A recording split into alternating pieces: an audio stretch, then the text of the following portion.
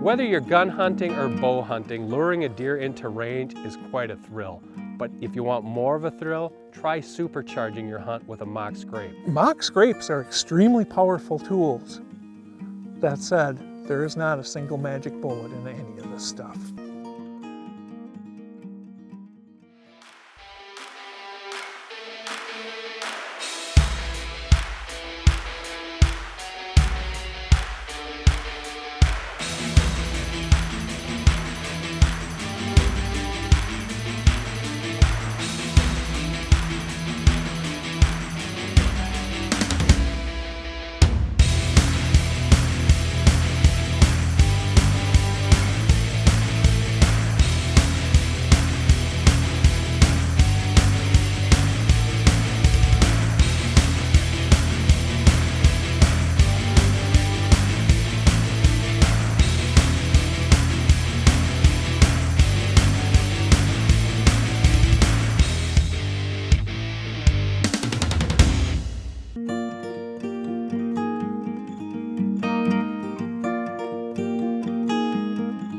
One of the things I find most troubling about trends in hunting today is, well, frankly, it's becoming more and more of a rich man's sport every day, which stinks, especially for the states that do not have a surplus of public hunting ground like Wisconsin does.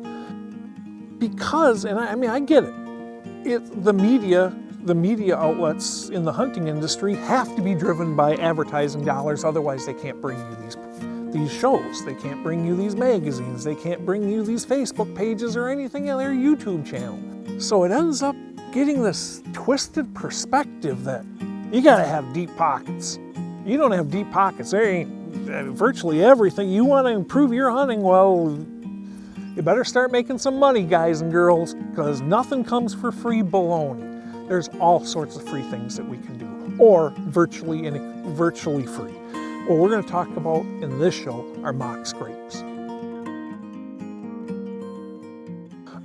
There's no reason that anybody can't do this, and it does not have to cost you a cent. Want to take it up just a notch higher? Sure, we can go out, we can pick up the scent drippers, we can pick up the quality scents, but we don't have to. And there are a ton of advantages to mock scrapes. One of the biggest things that I do when it comes to management is to try to get whitetails to spend a disproportionate amount of time on my property. You are never, I don't care, the biggest property I have ever managed is 5,000 acres. 5,000 acres of free range, almost completely contiguous. Guess what? The bucks left. Not every single one, but some of the bucks cross that property line. Short of high fence, there's nothing you can do to make it so that your deer do not cross property lines. But what we can do is we can shift the percents up and down. That's what I strive to do. I strive to get whitetails to spend a disproportionate amount of time on the grounds I manage. How do you do that? You offer them better food, better water, better cover, better feeling of safety. Mock scrapes are one of the things that help me. That's a time waster. One of the purposes I use mock scrapes is to get them to waste time on my property in areas I want them to spend time. Sure, he may only spend 30 seconds. He may only spend 90 seconds working that mock scrape, but when he goes 10 yards further and does it again, and he goes another 20 yards and does it again, and goes another 30 yards and does it again, all of a sudden we're talking that 5-10 minutes, aren't we? And if we can keep him on our side of the fence for those 5-10 minutes, that's a difference maker for us. Land of Whitetail is brought to you by Cuddyback, CuddyLink, 16 cameras, 1 cell plan, $10 per month. Scent Killer Gold with Hunt Dry technology. Apply it, dry it, and go hunt. Hornady, accurate, deadly, dependable. And by B&W Trailer Hitches Tow and Stow, the last trailer hitch you'll ever need. Absolute best food plot for attracting whitetails during fall hunting season is buck forage oats. This is their highest priority, and it's done in the world's greatest, most winter-tolerant oats ever developed. Visit their website at buckforage.com, or better yet, give them a call at 800-299-6287.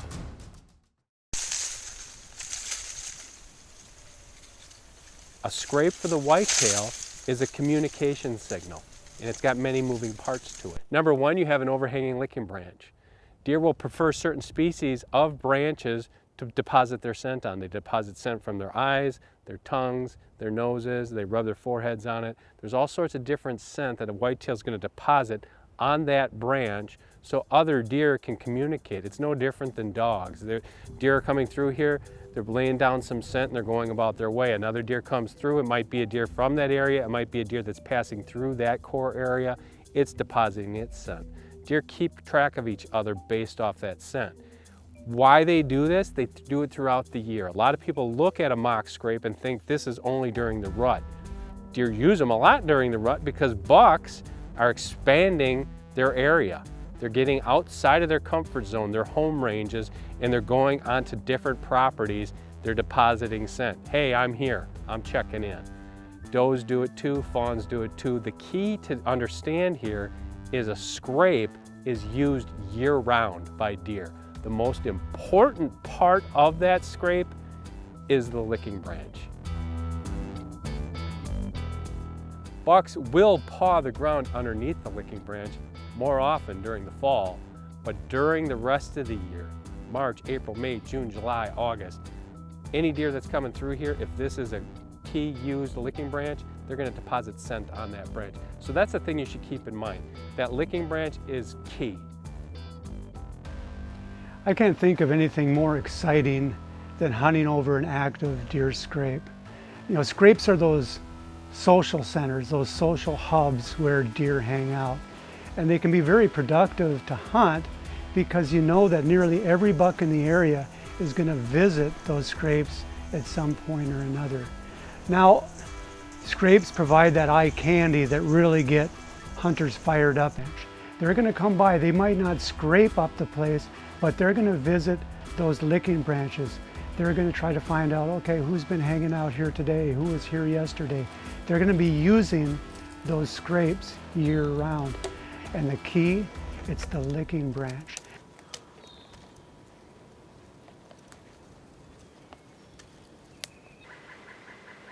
Now, I'm going to be going into a pretty significant level of detail on what I use for drippers and scents and all this good stuff.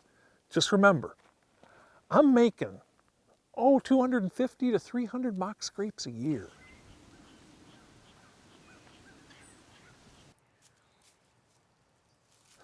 Out of those 250 to 300, I'm running, 25 to 50 scrape drippers and scent. The rest are just nothing more than putting that licking branch right here. Now, is that as effective as using golden scrape out of a Magnum scrape dripper? Not quite, but you know what? It doesn't cost me a cent. You know, early or mid-summer and do your work. You need to create your mock scrapes early enough so that deer become accustomed to them, start using them, start leaving their calling cards. They're going to keep those scrapes fresh and active for you once they accept them, and that's really the key. You need to get out there early.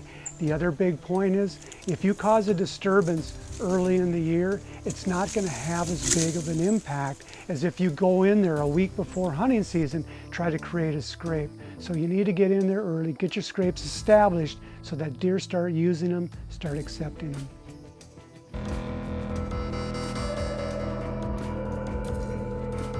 Coming up later, Steve is hunting a property he manages in Illinois, utilizing a mock scrape he made. Can he bring an end to his Illinois shotgun season? Stay tuned. You know, Brad, I go on all these hunts, I get my broadheads out of the clamshell. When it's time to go home, I never know what to do with them. I think maybe we've come up with something good. What have you done in the past? Well, the most economical and ineffective way to store broadhead isn't in a zipper bag, but you can imagine what broadhead that's does to less thin than plastic. ideal. Yeah. It'll work, but it's less than ideal. This is the new Sever broadhead case. You know, Sever, we sell them in these individual tubes.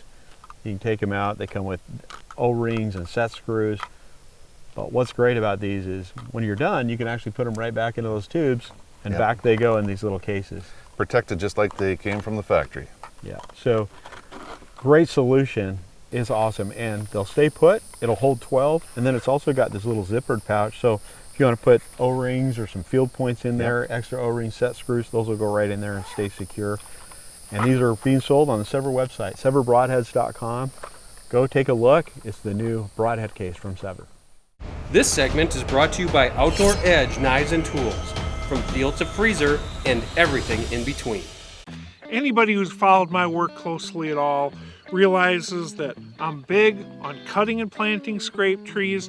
I'm big on mock scrapes. No, you go ahead, you cut this tree, you plant it out here in the middle of this opening. You are not going to draw every single buck in here, but you make it stick out like a turd in a punch bowl, point the licking branches back towards the stand, and it's a billboard.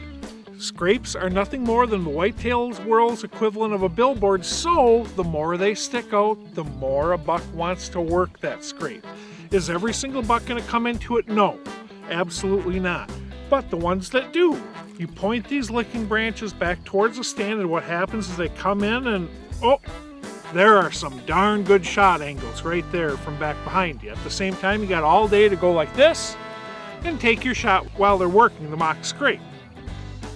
The problem is when you do a bunch of these like I do, you know what? They get trashed. Softwoods, they don't even make it a season. A lot of hardwoods can make it that one season, maybe 2 or 3, but now you're cutting down tree after tree after tree. So what I've done is last year I went down, got a whole bunch of treated fence posts, whole bunch of treated 2x10s, cut lengths, attached them to the top of the fence post with 3 deck screws and some Gorilla Glue, to be honest with you.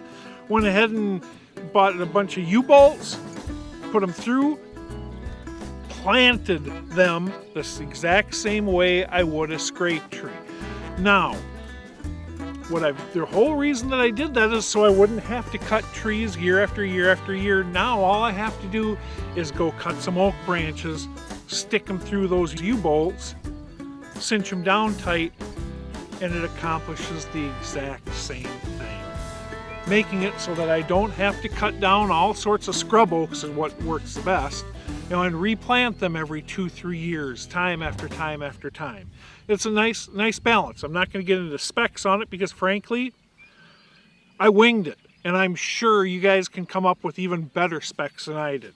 And they seem to work every bit as good as cutting and planting a scrape tree.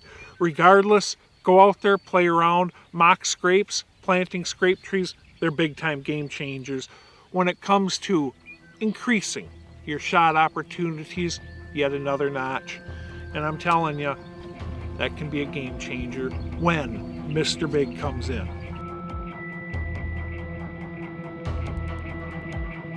I'll be honest with you, I was busy filming some of those deer when I took a glance off to my right, and I love to pretend I saw this buck coming in across the field. It took all my skill, and no, he was right there. You know what? I think I better move on him because now a doe is coming out the access road to the field, and I'm afraid he's going to go over and check.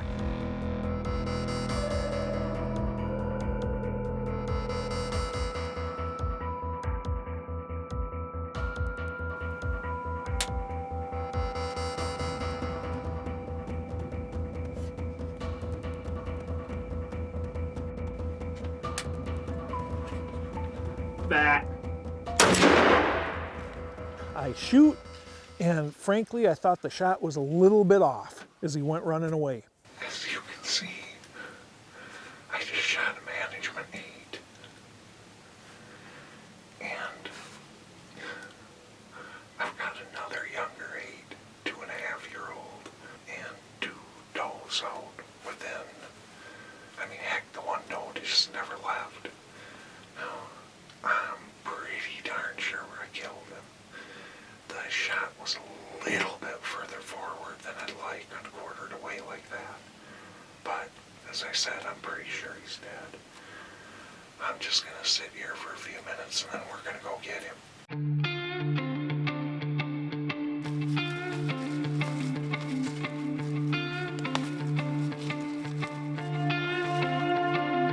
This is one of 4 bucks I was trying to kill back in here today. You saw what happened. It actually couldn't have worked out any better. I did hit it a little bit further forward than I wanted to. On textbook quartering away shots, I don't like aiming for that opposite leg. I like aiming back just a little bit. And that had me a little bit nervous, but it went, less than 100 yards. So I'm gonna slap me a tag on this bad boy because my Illinois shotgun season is officially done. So in this hunt, we ended up taking our does to help lower the population, plus our management buck.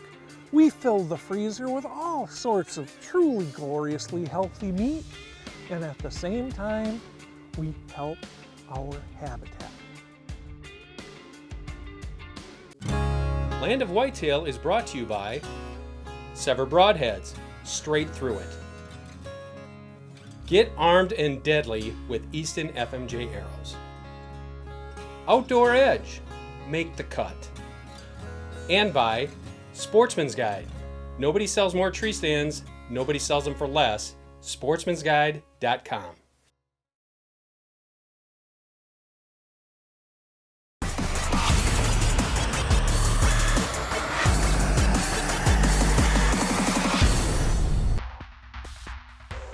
Muzzleloading sure is fun, and a lot of the fun that comes with muzzleloading is that it's an art.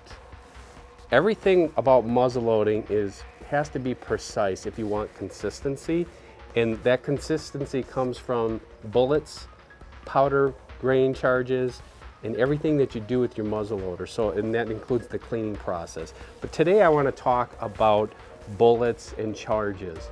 You know, whether you're using Pyrodex pellets or loose powder or whatever you're using, that charge needs to be consistent for you to get consistent accuracy. But also your bullet needs to be consistent, because let's face it, in your muzzleloading box, probably a lot like mine, you have different types of bullets. You have different grains. Right here I've got 200, 250, and 300 grain bullets. That 200 grain bullet's gonna fly a lot differently than that 300 grain bullet, even with the 100 grain charge. And even with like 100 grains of 2 pellets or loose powder, there's going to be differences there. So that's one thing you want to keep in mind. The other thing you should keep in mind is bullet type. You know, right here I have 2 different types of bullets. We've got polymer tip bullets. We've got hollow point expanding bullets. I also have shot soft lead bullets, which are really deadly on whitetails.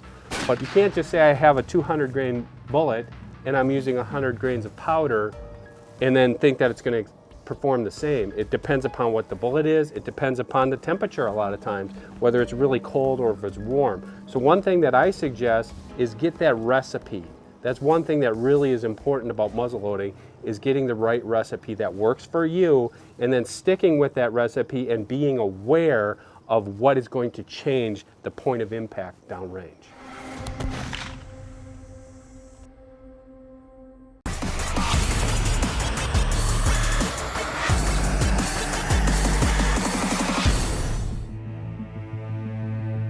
Most any crossbow you buy is going to have some sort of drop compensating scope. When you look through the scope, you're going to see a series of hash marks that correspond with different yardages, 20, 30, 40, 50 yards, and so on. But it's important to know how to set the scope up properly to take advantage of that feature. Okay, on this 10-point Nitro XRT, in addition to those hash marks in the scope, we've got an arrow speed compensator. Basically what we need to do first is we need to set this thing up for the speed of the arrow so it corresponds on this dial. Now the best way to do that is to use a chronograph to get the exact speed of the arrow coming out of the bow.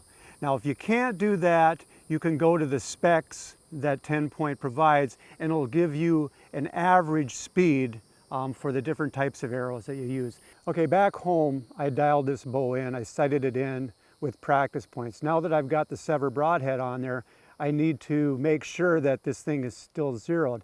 The first shot you want to take will be at 20 yards, and that'll be using the top crosshair, which corresponds with 20 yards.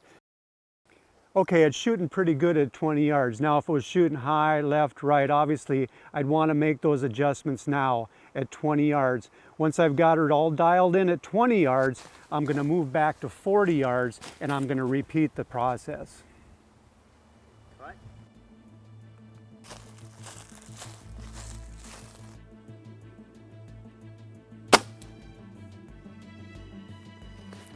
Okay, from here it looks like I hit pretty much right on at 40 yards, which means this dog is ready to hunt.